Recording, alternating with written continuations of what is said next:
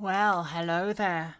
It is day 60 of reading the Bible in a year, and I have got 4 more chapters to read.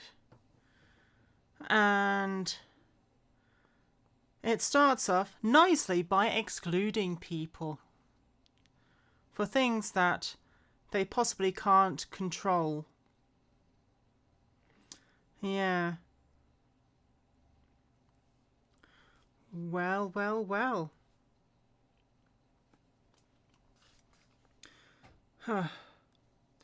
Right.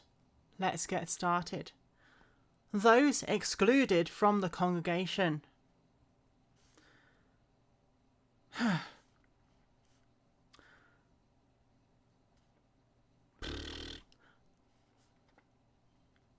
He who is emasculated by crushing or mutilation shall not enter the assembly of the Lord. One of illegitimate birth shall not assemble the Lord. Even to the 10th generation. Wow. Even to the 10th generation of illegitimate birth shall not enter the assembly. The Ammonite or the Moabite shall not, because they did not meet you with bread and water on the road when you came out of Egypt, and because they hired against you Balaam the son of Beor from Pethor of Mesopotamia to curse you.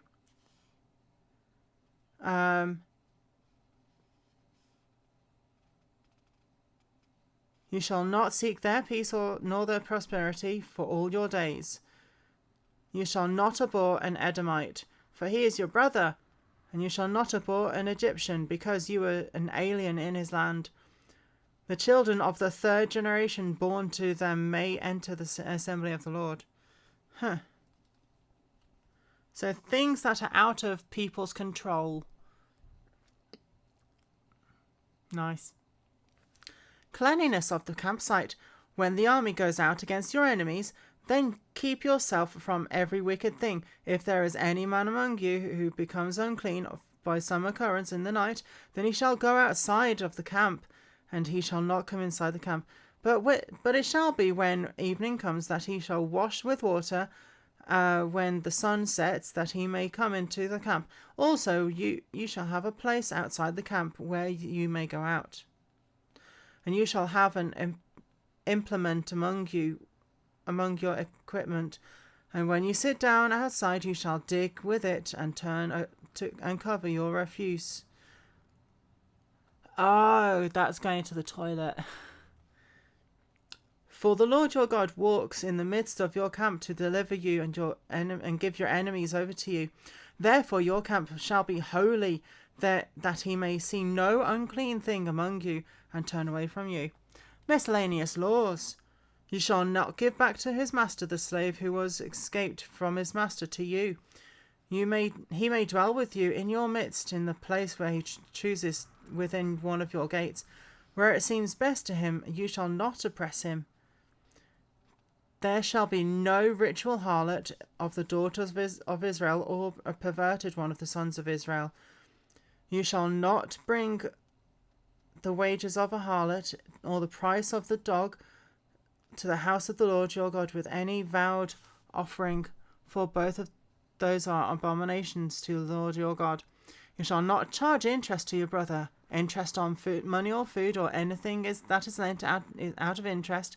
To a foreigner you may charge interest, but to your brother you shall not, that the Lord your God may bless you in all to which you set your hand in the Lord which you are entering to possess. When you make a vow to the Lord your God, you shall not delay it. You shall not delay to pay it, for the Lord your God will surely require it of you, and it will be a sin to you. But if you abstain from vowing, it shall be a sin to you. It shall not be a sin to you. That which has gone out from your lips you shall keep and perform, for you voluntarily vowed to the Lord your God what you have promised with your mouth. Yeah, careful of your words, people.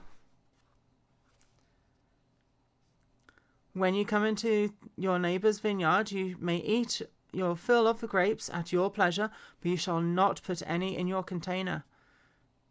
When you come into your neighbour's standing grain, you may pluck the heads with your hand, but you shall not use a sickle on your neighbour's standing grain.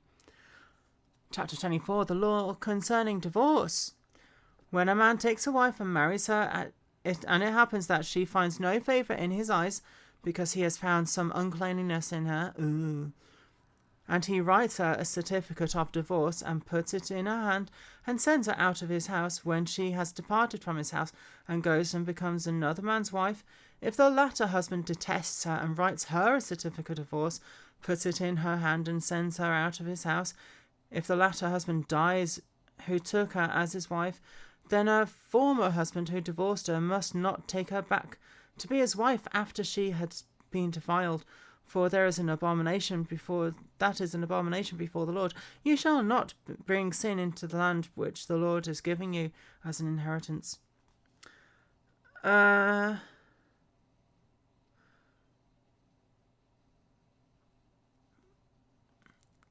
So that only specifies uncleanliness on part of the woman, not on part of the man.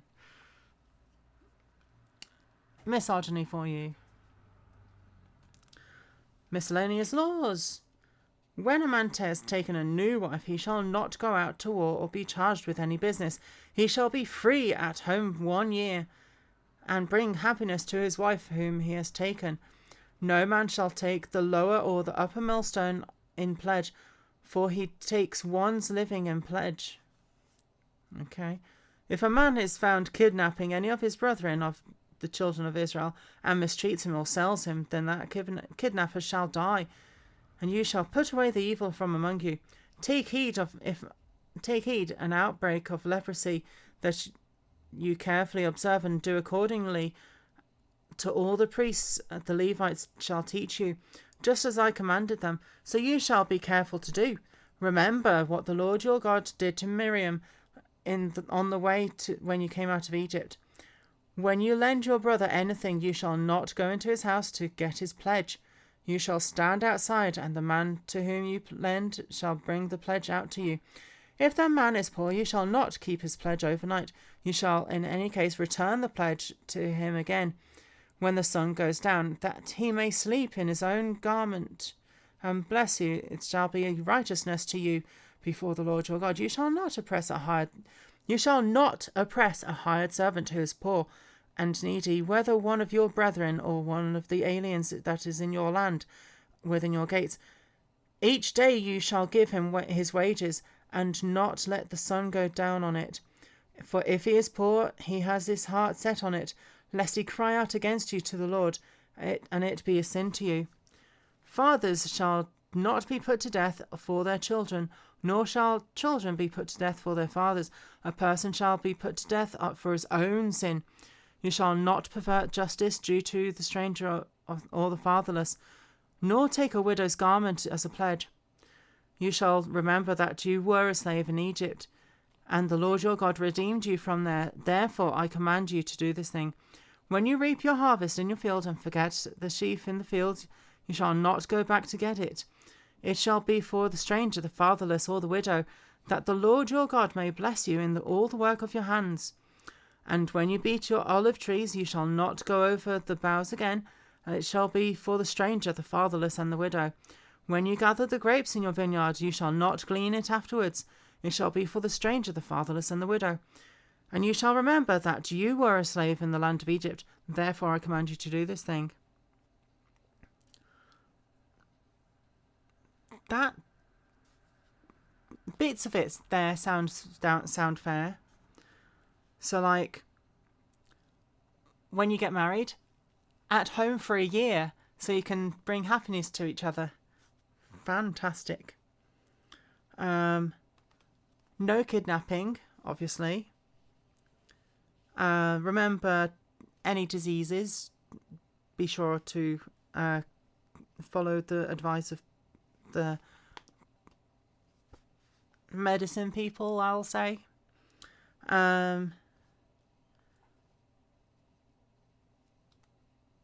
If someone you employ is poor, make sure you pay them.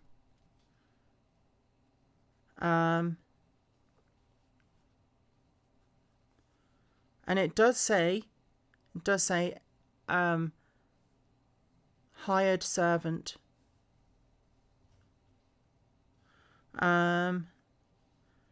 Do not mistreat them.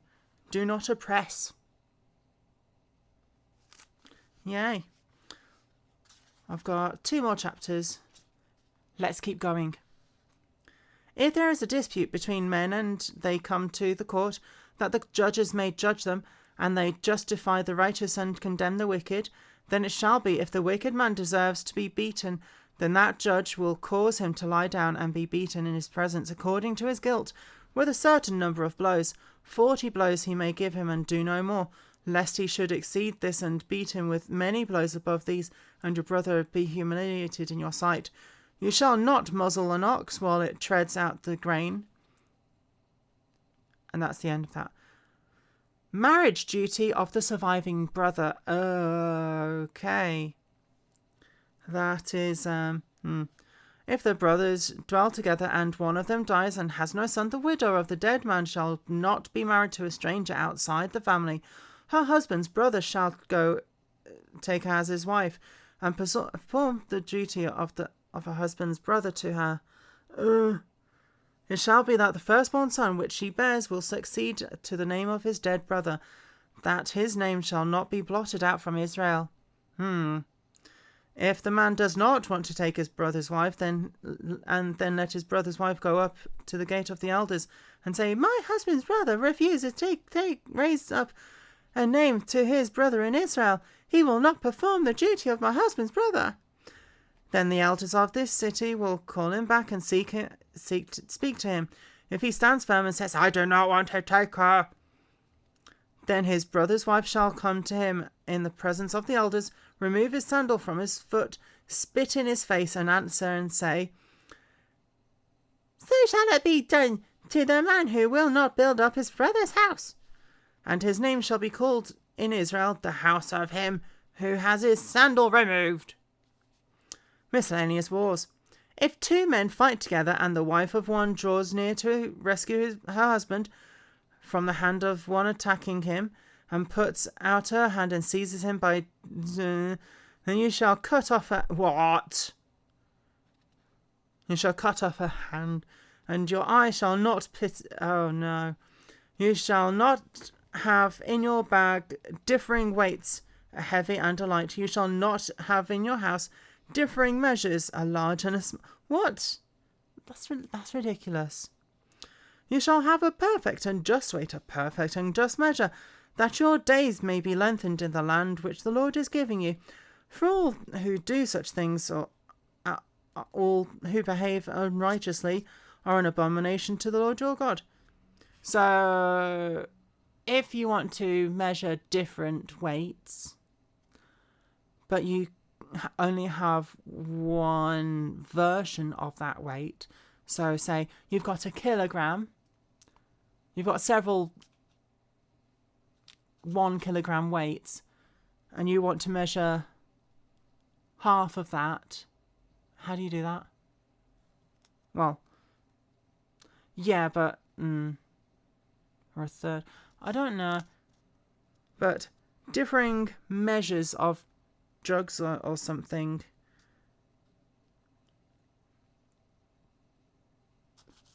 Yeah,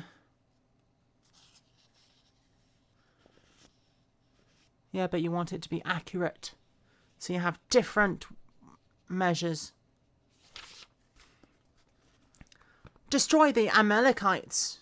Remember what Amalek did to you on the way as you were coming out of Egypt.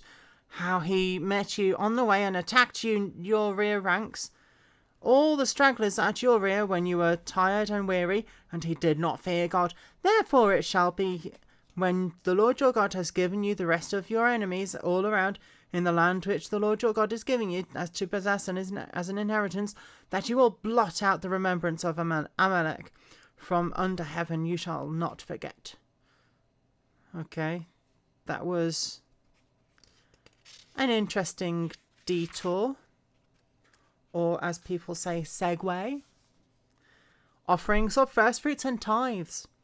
And it shall be when you come into the land which the Lord your God is giving you as an inheritance, and you possess it and dwell in it, then you shall take some of the first of all the produce of the ground, which you shall bring from your land to that the Lord your God is giving you, and put it in a basket, and go to the place where the Lord chooses to make his name abide. And you shall go to the one who's priest in those days, and say to him, I declare today that to the Lord your God that have come into the country which the Lord swore to our fathers to give us. Then the priest shall take the basket out of your hand and set it before the Lord your God.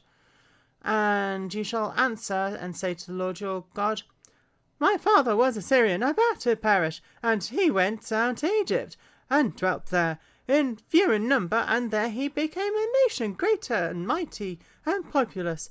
But the Egyptians mistreated us and afflicted us, and laid hard bondage on us.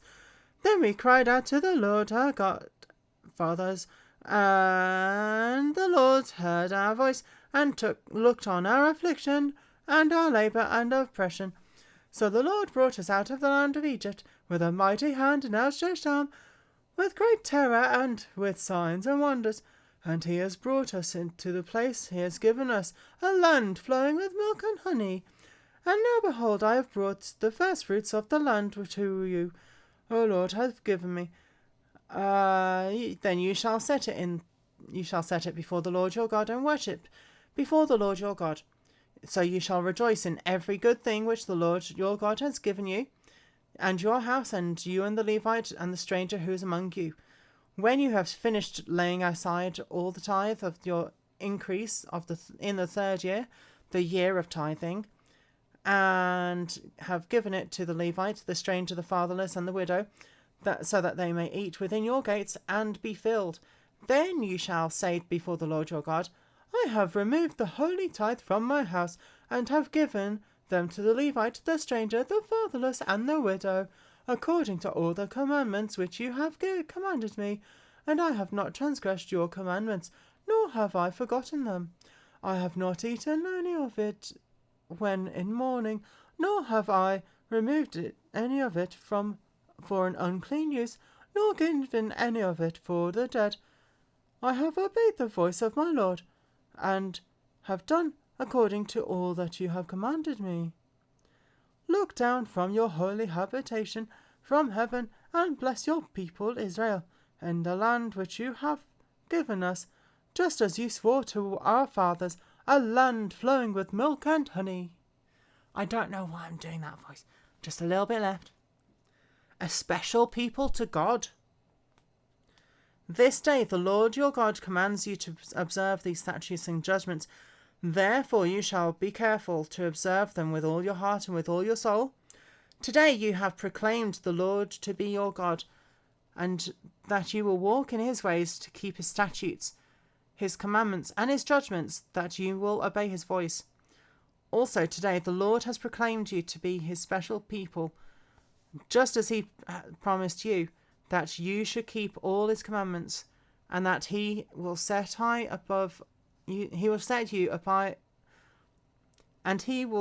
you high above all nations which he has made, in praise, in name, and in honour, and that you may be a holy people to the Lord your God, just as he has spoken.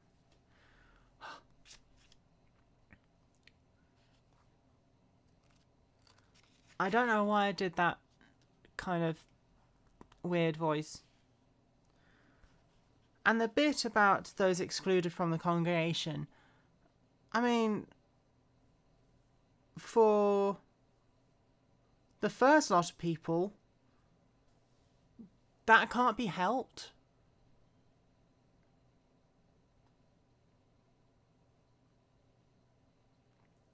Because it could be an accident that happens. Could be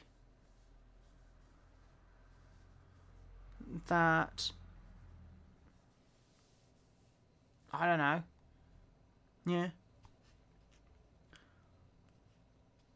And then saying that the people that they had fought on the way to where they are now, can't enter the assembly of the Lord. They've just killed all of them because of their war against them. So there aren't any of them as far as I can remember. I don't know really. And I have got